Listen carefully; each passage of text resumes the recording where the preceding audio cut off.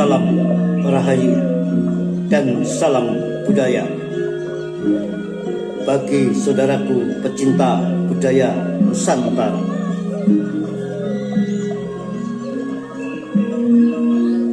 Mari kita simak dan ikuti kembali tentang kisah legenda Penangsang dalam Kidung Tahta Asmara,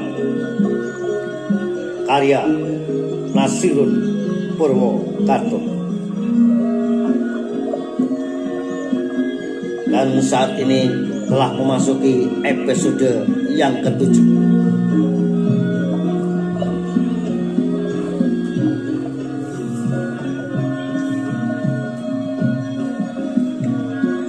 Saudara, di episode yang lalu dikisahkan bahwa kedatangan Pangeran Haryo Mataram, putra angkat Sunan Hadiri atau Pangeran Hadiri di Kabupaten Jepara,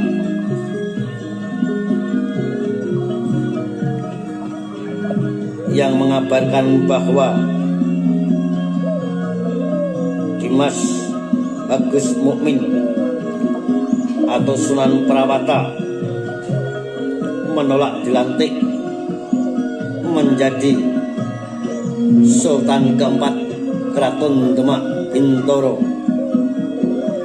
menggantikan Ramandanya Sultan Trenggono yang gugur di Penarukan. Hal itu yang membuat sedih dan kecewa Pangeran Hadiri dan sang istri Ratu Kalinyamat. Saudara, di episode yang ke-7 ini berjudul Mamaram Geram.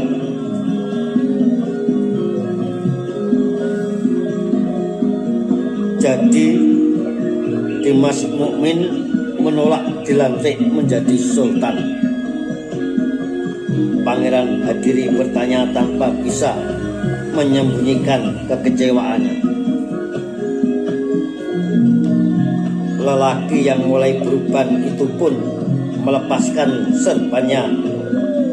Rambutnya yang panjang sepundak telah bercampur dengan lembaran-lembaran rambut putihnya.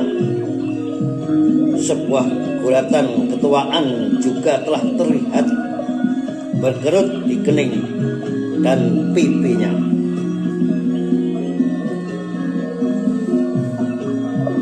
Mataram terus memperhatikan perubahan wajah ayah angkatnya tersebut, sementara Hadiri justru tengah larut dalam perenungan hingga tidak mengetahui kedatangan istrinya.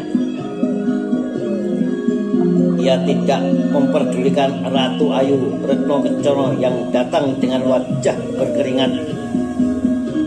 Langkahnya terburu-buru dengan kain yang masih diangkat. Arya belum ketemu juga, Kang Mas. Tapi sudah kuperintahkan beberapa prajurit untuk mencarinya. Kemana lagi perginya bocah bandel itu? Lanjut Retno Kencana. Namun sang suami yang diajaknya berbicara masih terdiam. Pandangan laki-laki itu benar-benar tidak melihat kedatangan istrinya yang terengah-engah menahan sengal. Bahkan pembicaraan perempuan itu pun tidak didengarnya dengan sempurna.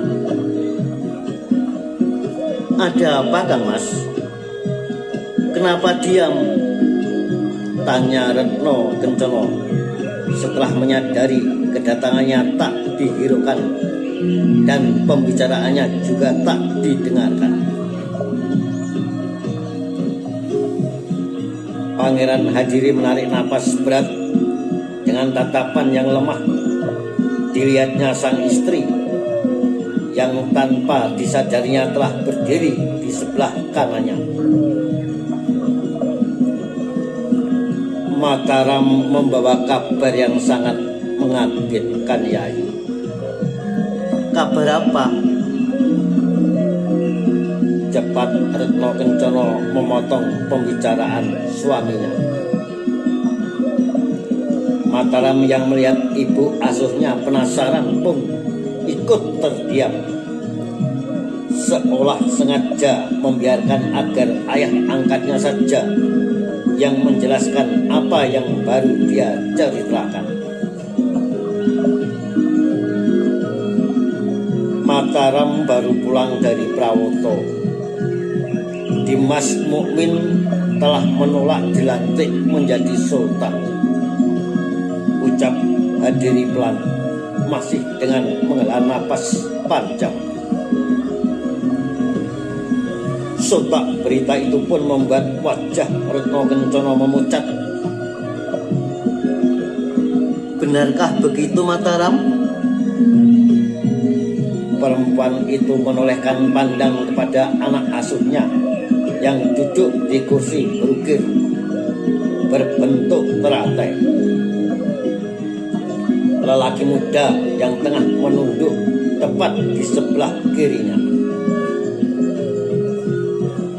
Haryo Mataram hanya mengaturkan sembah, seolah menjadi jawaban bahwa ia membenarkan apa yang baru saja disampaikan ayah angkatnya.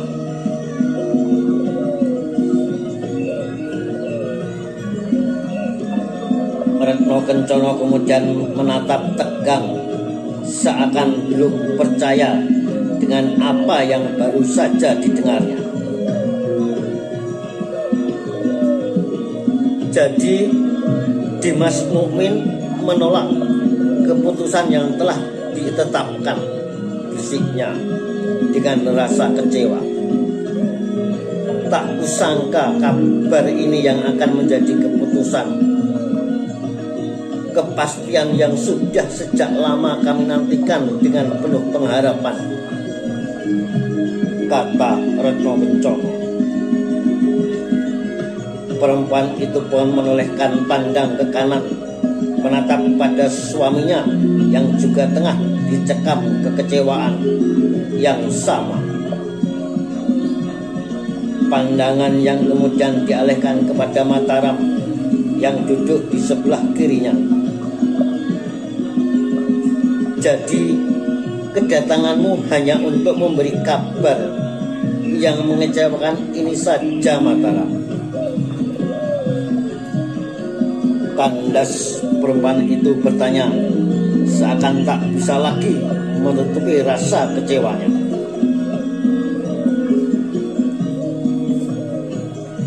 Meskipun sebenarnya kekecewaan itu bukan ditujukan kepada Mataram, melainkan lebih kepada adik kandungnya, Raden Bagus Mukmin.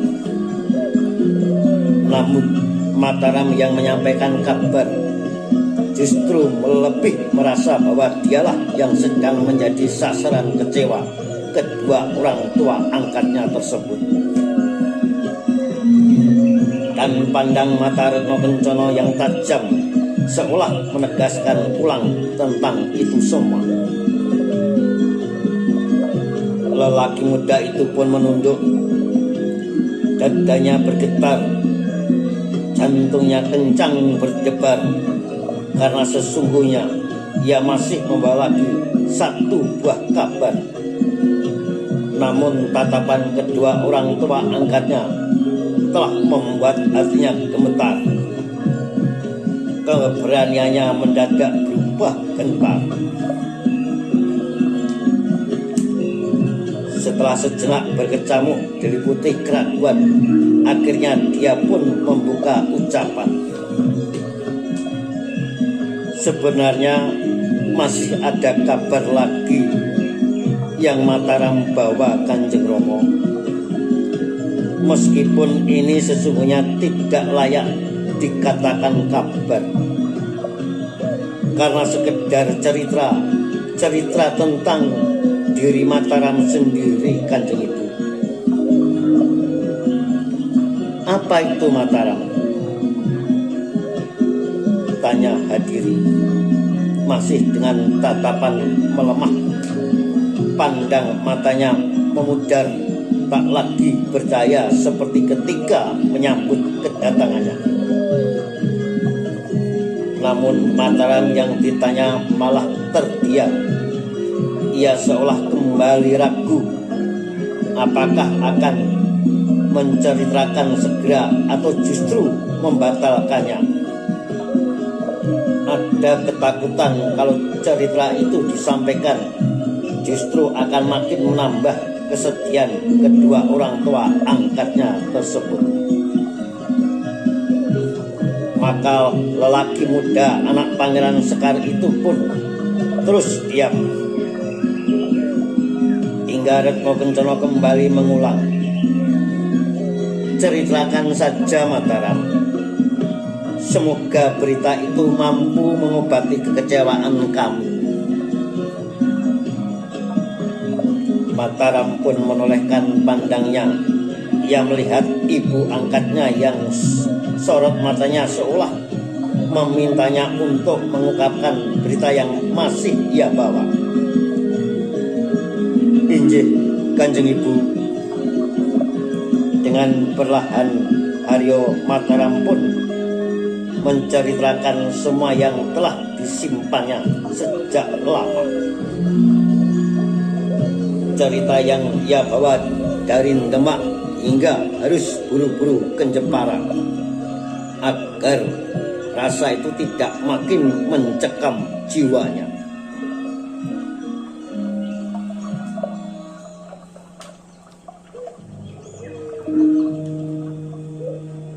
Rasa yang terus bergejolak justru setiap ia ingin menolak.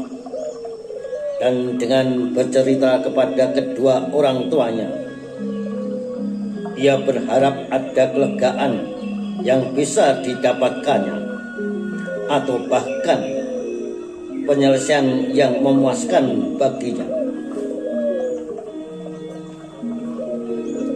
Mataram pun dengan runtut menceritakan semua yang dirasakan. Penuturan yang telah ia tata dalam setiap kata yang dikeluarkan. Jadi begitulah cerita yang ingin Mataram sampaikan, Kanjeng Ibu, ucap Mataram menutup ceritanya. Sejenak ia memberanikan diri menatap kedua wajah orang tuanya tersebut. Namun Hadiri dan Retno Kencana yang telah selesai mendengarkan hanya saling pandang. Keduanya tak sepatah kata pun memberikan tanggapan. Mereka hanya terdiam.